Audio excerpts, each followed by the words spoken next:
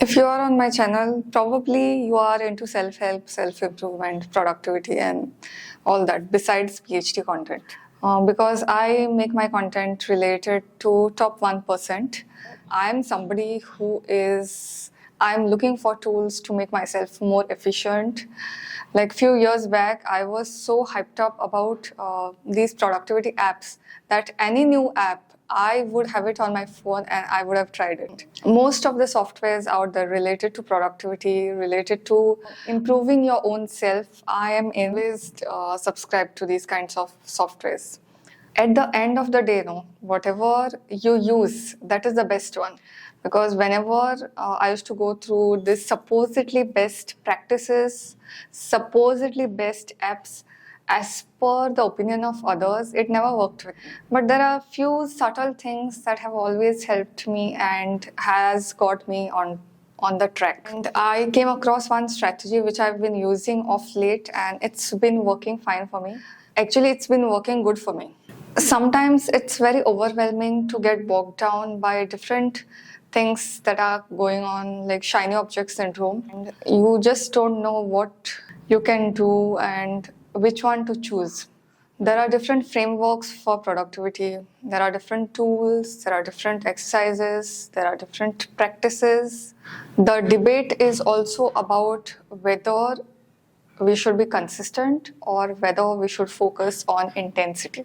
Most of us use checklists, and I'm a firm believer and an advocate of checklists. I've seen people putting even self-care on a checklist. Maybe it's working for them because sometimes even I tend to do it. But at the end of the day, what you are looking for is not a dopamine hit by crossing a check.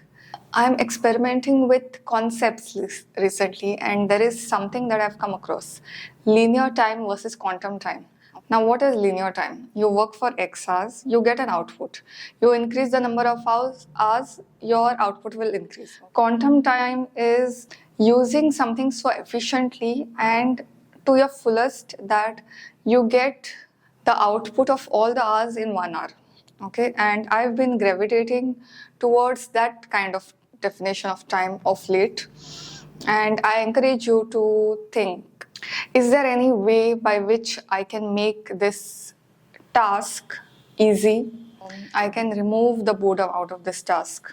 Focusing on intensity is one aspect, but linear time focuses on struggle, whereas quantum time is from a place of pleasure and from a place of knowing that you can do your best when you are optimally.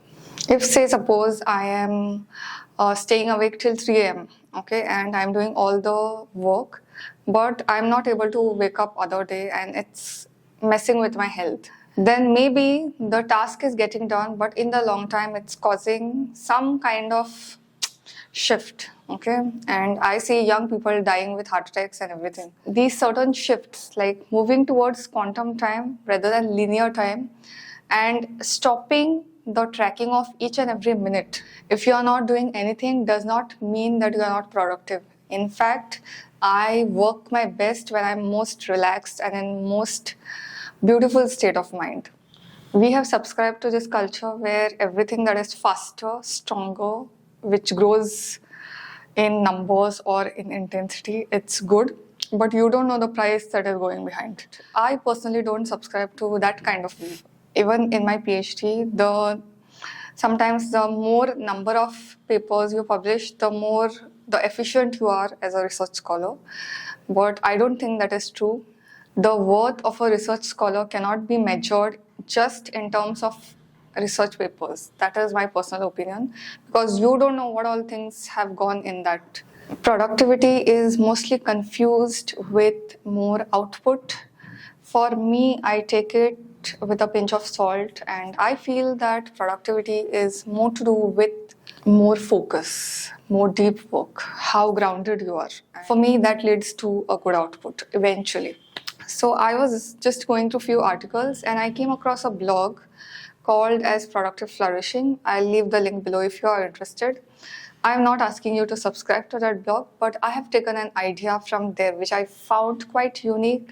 So it is to divide the week into 4 categories, and I'll show you in a minute on the screen is social blocks, which is of 90 to 120 minutes. The time that you spend with your family, with your friends, means it can exceed 120, it can be below than 90 minutes. This is just a framework that I came across, and I feel 90 to 120 minutes per day is a fair amount. Then focus blocks are something that where you do deep work, where you sit in a library by yourself.